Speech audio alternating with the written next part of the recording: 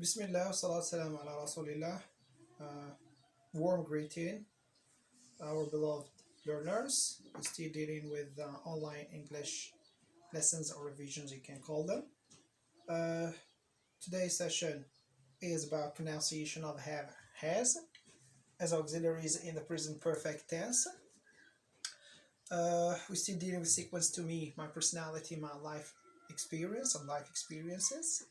So we shall proceed to the second of the next slide.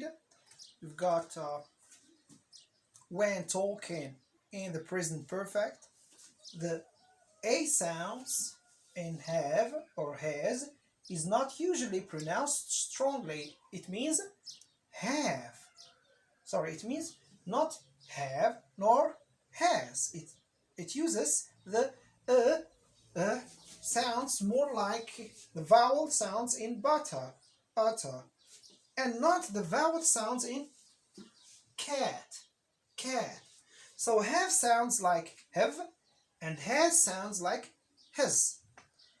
We say the next slides. Listen, then repeat. Have you ever written a poem?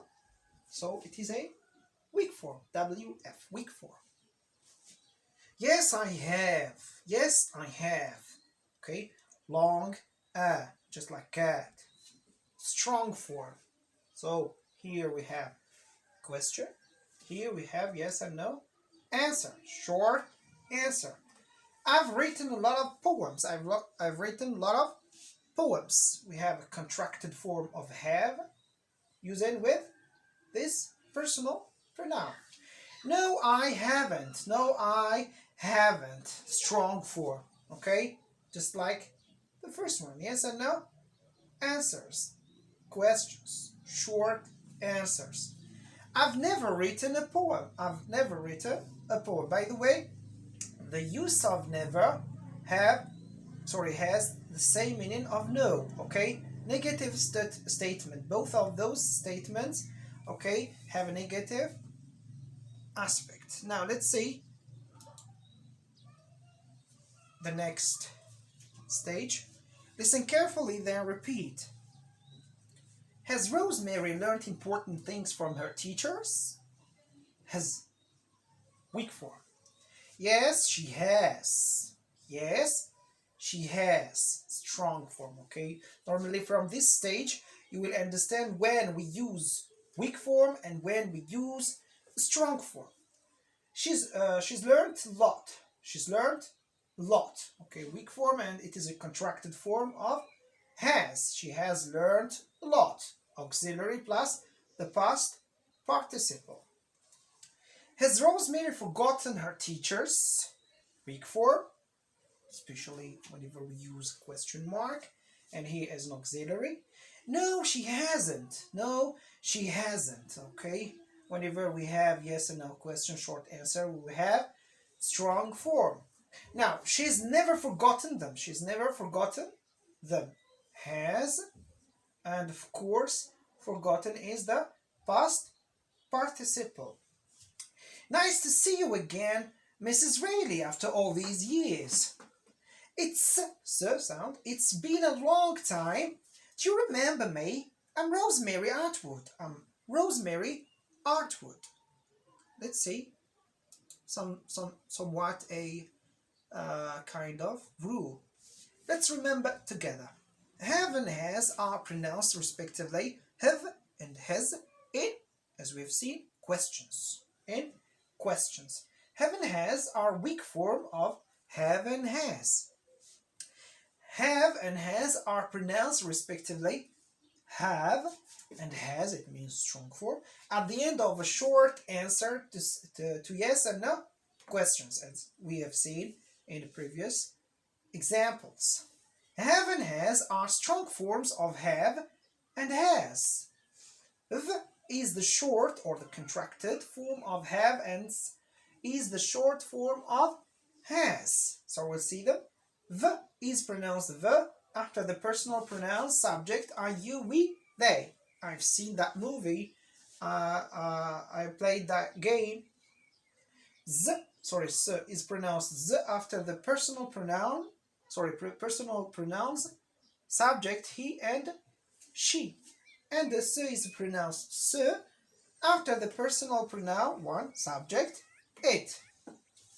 Now these are a weak form of have, z and s are the weak forms of has.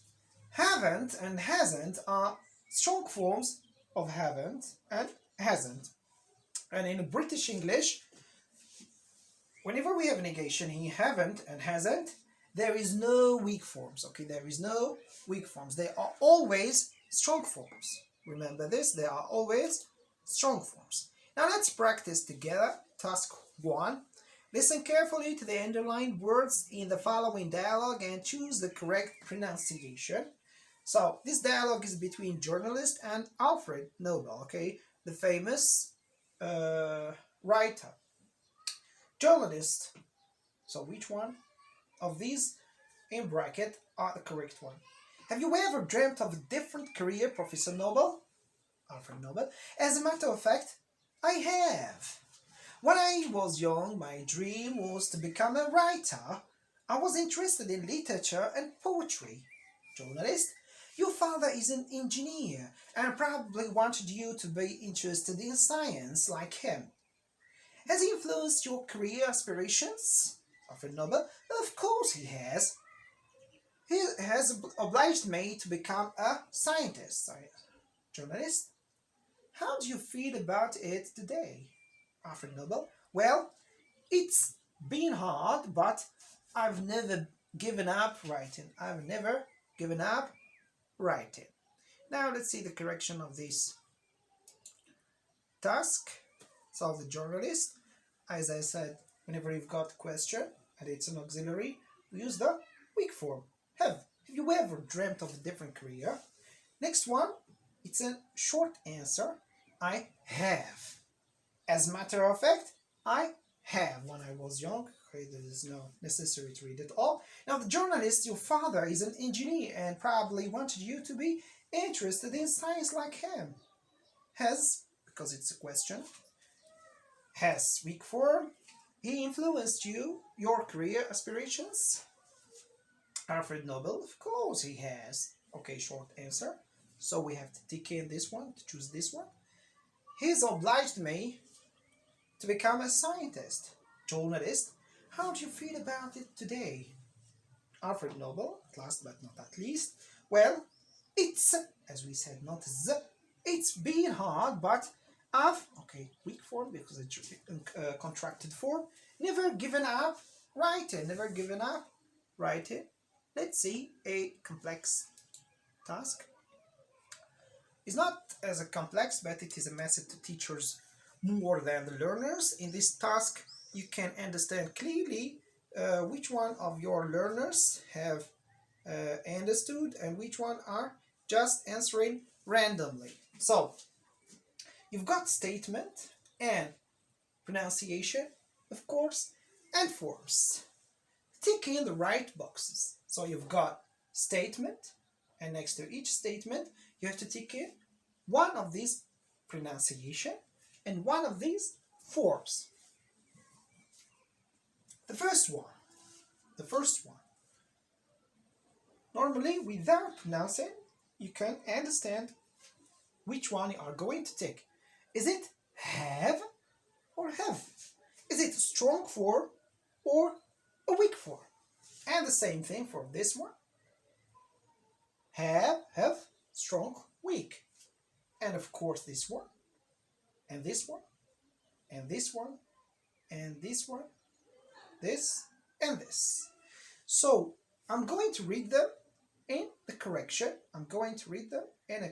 But you have to think of which boxes that you are going to tick in. Is it this one, the first or the second, concerning the pronunciation?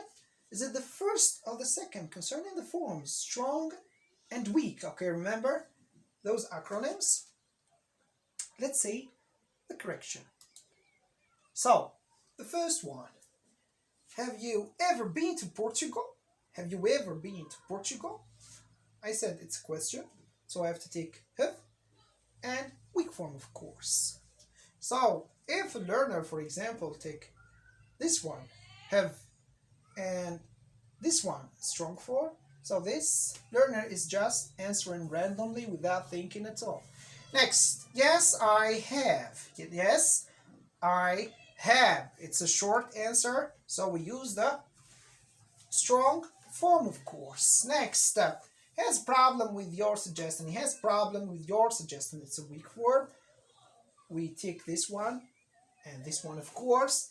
I've done it. I've done it. It's a contracted form, so we have to take in this one with a weak form. Next, no, we haven't. No, we haven't. So haven't, we use this one and we take the strong form, of course. Do you have problem with that? Do you have problem with that? It's a weak form, especially it's in the middle. So we have to take weak form. I don't believe she's ever heard before. Z. Okay, contracted form, and it is pronounced z. And of course it is a weak form always. Now we usually have dinner at night. Have. Weak form. Okay, that's all for today. Eidukum Mubarak. I didn't mention Eidukum Mubarak before. Till next time, inshallah. Thanks for following us. Thanks for watching us. Goodbye. Assalamu alaikum wa rahmatullahi wa barakatuh.